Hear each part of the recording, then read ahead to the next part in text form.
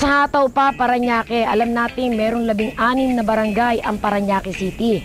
Alamin po natin ang mga nangunguna at pinagmamalaking barangay ni Mayor June Bernabe sa Hataw pa, Parañaque. Magandang gabi pong muli sa mga tagapanood ng Gabay at Aksyon sa IBC 13 sa programa ni Rose Solangon. Ito po si Mayor June Bernabe ng Lungsod ng Parañaque. Ito pong mga darating na araw ay masasaksihan po natin ang kampanyahan ng eleksyon sa barangay. Tayo po ay natutuwa ay pakita po natin yung mga iba-ibang barangay dito sa Parañaque para makita naman natin kung ano yung mga accomplishments nila kung paano sila magsilbi sa taong bayan. So hayaan po natin ang iba-ibang barangay dito po sa Parañaque. Hataw Barangay Donggalo! Handang-handa na po kami kasama nitong aking mga incumbent at sana makasama din namin sa darating na October 25. Since ito po ang aking last term, patuloy pa po rin namin susuportahan ang pangangailangan ng daycare, Donggalo Elementary School, High School, pasukan, nagbibigay kami ng mga supplies, computer, sports, nagbibigay kami ng uniform, sa tulong din ng SK, financial assistance sa mga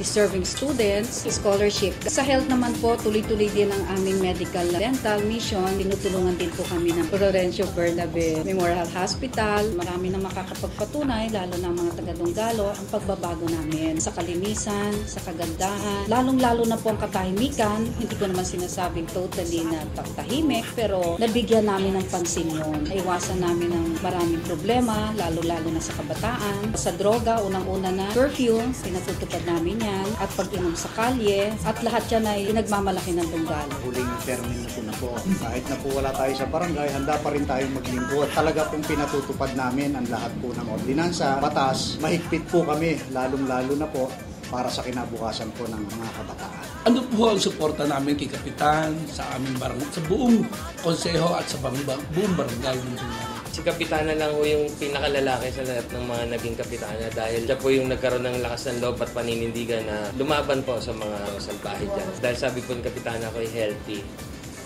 Medical and dental mission, okay yan. Pero isang araw lang yan pag-alis ng mga doktor. Prevention is better than cure. So kami po, nagkaroon po kami ng project dito. Pakikipagtulungan po na UP Manila po, libreng physical therapy. Karoon din po kami ng libreng pap smear para balanse po, libreng prostate. Si Dr. Teresita Reyes, San Juan de Dios, dermatologist. Pumayag po siya na magkaroon po ng libreng check-up po ng mga bata, lalo na po yung may skin disease. Kita ko na talaga namang merong nagawa ang grupo na to sa ating barangay. Magiging karangalan din kung ako mapapasama sa grupo nila kung meron din ako magagawa. Ako po ay nursing graduate. Pwede pong ibigay sa akin ng health. Kahit po anong committee ang ibigay sa akin, gagawin ko ang lahat ng aking magagawa. Nakita ko po yung unang pagtakbo niya. Nakita ko po yung malaking pagbabago ng Donggalo sa unang term niya. Binigyan niya ako pagkakataon na kunin sa kanyang lineup. Hindi na po ako nagdalawang isip. Miyembro rin po ako ng Apo ng Nana Moning na bumuhay sa kapistahan ng Donggalo. At miyembro rin po ako ng Donggalo Sports and Civic Club. Kung kayo ay litimong taga rito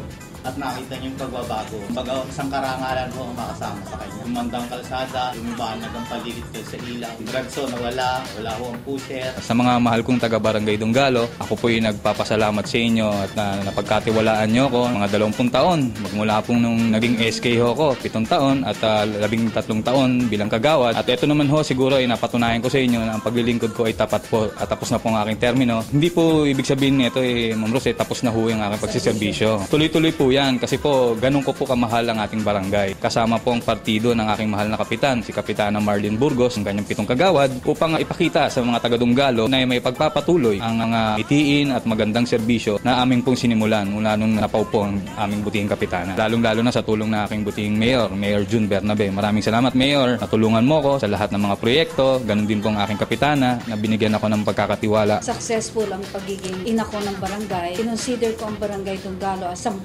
bahay na merong mga anak na pasaway, merong hindi. Kung meron man akong nasagasaan itong 2 termino ko, lagi po nating iisipin, hindi yan para sa akin, kundi para sa ating lahat. Unang-una, katahimikan sa drugs. Para yan sa mga anak ninyo, sa mga apo ninyo, yung pag-inom sa kalye. Lahat po yan ay para sa inyo. Ito ang pwede ko ipagmalaki. Sa tulong na ating butihing Mayor June Bernabe, gustuhin ko man ayusin lahat sa Donggalo. Kung wala sa suporta niya, hindi ko po magagawa. Mayor, maraming salamat sa lahat ng suporta mo mula nang umupo po ako. Hanggang sa ngayon, pagpalain pa ako dinig ng ating Panginoon. Itong third term ko, alam ko nandiyan ka pa para suportahan ang Donggalo. Ginagampanan ko ang para sa lahat, para sa taga Donggalo. Maging matalino, maging mapanuri tayo sa pagboto. Huwag natin sayangin kung ano nasimulan namin, lalo na ako bilang kapitan. Sa tulong ninyo at suporta ng bawat isa, alam ko magagampanan pa namin. I spent almost 8 years of my life dito sa barangay.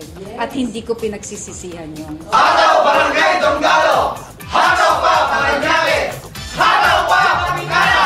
So yan po ang aming pinakita, trabaho ng mga taga-barangay sa kanilang pagsiservisyo sa barangay at pangangampanya dahil po panahon na po ng eleksyon. So bahala na po ang taong bayan na humusga sa kanila pong educational qualification, accomplishment at sa kanila pong pagkatao. Magandang gabi po sa inyong lahat. Ito po si Mayor Jun Bernabe ng lungsod ng Paranaque. Nagpapasalamat na muli sa Gabay at Aksyon IBC 13 kay Miss Rose Solangon.